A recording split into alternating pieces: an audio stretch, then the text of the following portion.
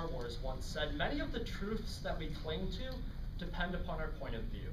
And in this speech, we're going to be taking a step back and looking at the point of view that the affirmative team is looking at. And they claim how bondholders in the United States must be repaid. But through 3 points, we will examine how this cannot actually happen. Excuse me, that's 4 points. I misread my flow. That's 4 points why this will not happen. First, we're going to look at the burdens of the affirmative team. Second of all, we're going to look at how there's no international obligation for the PRC. Third, we are going to examine how debt settlement fails. And fourth, we're going to examine how Americans are not helped under an affirmative policy. So now let's move into the first point, which is that of the burden of the affirmative team. The burden of the affirmative team. Now, my partner asking cross-examination, under your second justification, it sounded really good, right? That all these Americans would be helped under an affirmative policy. Now, throughout the evidence, all the evidence said, if we did it, the policy would be effective. So the question is, what is it? And the answer is actually contained in a part they did not read in the evidence. And it's talking about a completely different thing. Evidence is not talking about the affirmative case. Now, it's in an interview. And so Gordon asks, quote, "What would be the impact on America if these defaulted Chinese bonds were selectively repaid at discount?" Unquote. That is the context of the piece of evidence talking about all the advantages of the affirmative policy. So when you look at the actual evidence, the it is not in fact the affirmative case. Now let's move on and look at the second burden. We need to see what international law is being violated. What international law is being violated? They simply said, okay, we're violating this international law. It would be interesting to actually look at the specifics of the international law, and the affirmative team could not give you the name of the law or a copy of the law, etc. We would love to see that if they have that. And now let's move into the second main point in this speech, which is that there is no international obligation. There is no international obligation for the PRC specifically. Now, let's look at all the instances where these governments were overthrown, and then therefore the debt was still carried on to the predecessor. The reason debt rolls over to the next government is when the previous government does not exist any longer. The only time debt rolls over is when the previous government no longer exists. So let's look. Does China recognize this debt? The answer is no. Larry Backer writes, quote, "In the early 1980s, the People's Republic of China resisted a lawsuit filed in United States federal court seeking to enforce obligations to pay on defaulted bearer bonds issued by the Chinese imperial government in 1911. The PRC maintained in part that it had no obligation to pay because, quote, the Chinese view the bonds as improper on the part of the Western powers and a domination at the early beginning of this century," unquote. So what this piece of evidence just establishes is that the PRC does not say that it has the obligation to repay these debts. So the question is, who does have the obligation to repay these debts, and can these debts be repaid? And the answer is yes. The answer is yes. The ROC, the Republic of China, which is known as Taiwan more commonly, claims responsibility for the debt. Taiwan claims responsibility for the debt.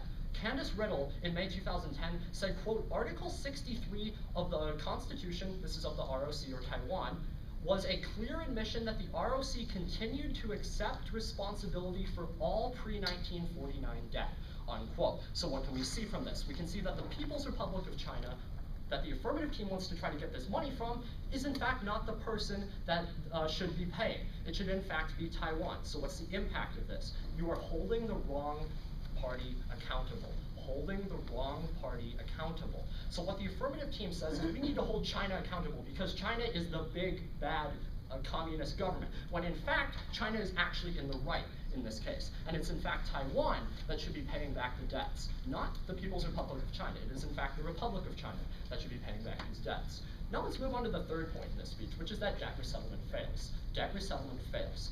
Now I have a simple burden, another burden on the affirmative team. First, I ask that they present a piece of evidence that China will agree to the settlement. Evidence that China will agree to the settlement. This is key because it's the entire point of their case. If China will not agree to a settlement, then there's absolutely no reason to pass their policy. Now, let's look at exactly even if China agreed to a settlement. Would it be effective? Has it worked in the past? The answer is no. This brings me to my second point. Settlement fails. Settlement fails. Let's look at a case study. Actually, Argentina. Ellie Norton in 2012 wrote, quote, "Argentina's 2005 exchange offer was estimated to have cost bondholders worldwide $73.6 billion in capital losses, past due interest payments, and foregone investment returns," unquote. So what happened when Argentina renegotiated and sought a debt settlement, $73.6 billion were incurred by bondholders. So whenever you in fact do this debt settlement process, it fails. The debt settlement process fails and in fact costs the investors. It doesn't help the investors, it costs them more money. Now let's move into the fourth and final point in this speech, which is that Americans are not helped. Americans are not helped. So let's ask ourselves, what is the affirmative policy doing?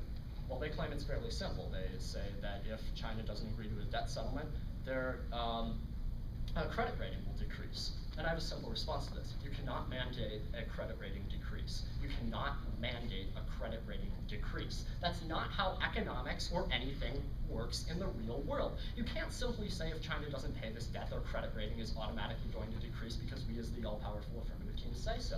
No, fiat power that the affirmative team claims they have cannot reduce China's credit rating. That's something that the market determines, not the affirmative policy. So in the end, Americans will not be helped because there's no reason to believe China will actually agree to this renegotiated debt settlement. So the only impact is that China's credit rating might possibly be decreased. And if China's credit rating is possibly decreased, what happens? Are any American bondholders repaid?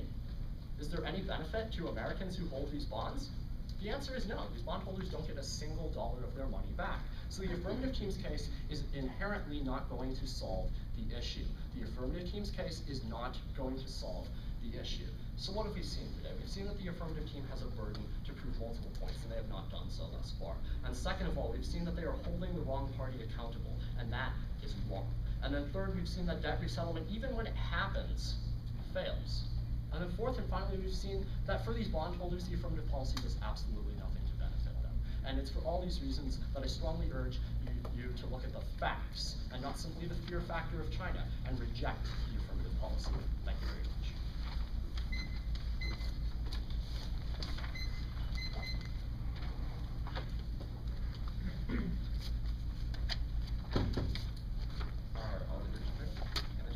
Congratulations, Sam, on making it here. I just have a couple questions off your last speech. Now, starting off, could I see two cards of evidence? The first, that the debt only falls down if the government is non-existent, and secondly, the Argentina example.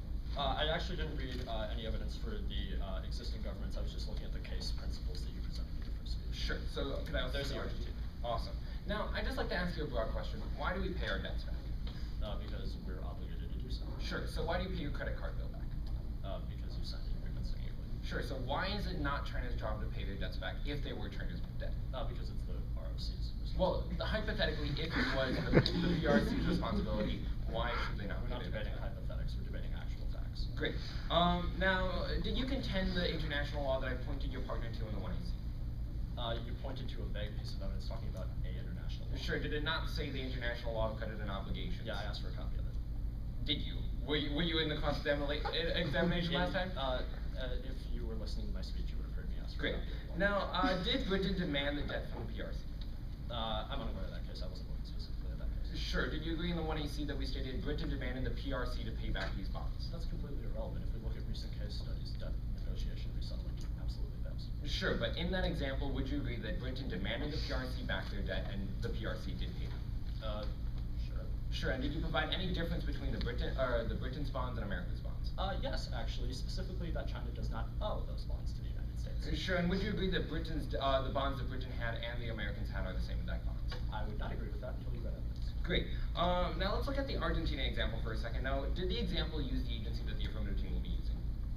I have no idea. Just in general, it was talking about how debt negotiation resettlement ends up using capital investment holders. And would you agree that in our 1AC we pointed out that in 47 instances our agency has been successful? Sure. Sure. So you didn't contend that our agency specifically is successful in settling debts? No, I just don't inherently think federal bureaucracy trumps historical precedents. Sure, but would you agree that 47 instances is historical precedents? Yeah, but we need to look at recent historical precedents. Great. And when was the Argentina example? I believe it was 2005. Great. And would you also agree that when a country fails to pay its debt, then its credit rating will drop? No. Okay, so could you explain quickly how our credit rating is determined? I asked the affirmative team to show how you can mandate a credit rating. Sure, but I'm just basically asking, when a country doesn't pay back their debt, if a person doesn't pay back their debts, does their credit rating drop? I'm unsure. So if you didn't pay back your credit card bill or your house bill, then your credit rating would not drop? Is that what you're stating? You're looking at individuals and comparing it to government. Sure, so when a government government and doesn't pay personal back its debt. economic policy is completely different than the way they would. Sure, I agree with you on that, but would you agree that when a country fails to pay back its debt, then its international credit rating will drop? I would like to see an example of that ever happening throughout history. Okay, so you're contending that credit ratings are not determined whether or not the trustworthiness of this I'm person. saying the affirmative team has been first unable to prove that you can even mandate that, and second of all that it would happen. Great, looks like we're out of time. Thank you.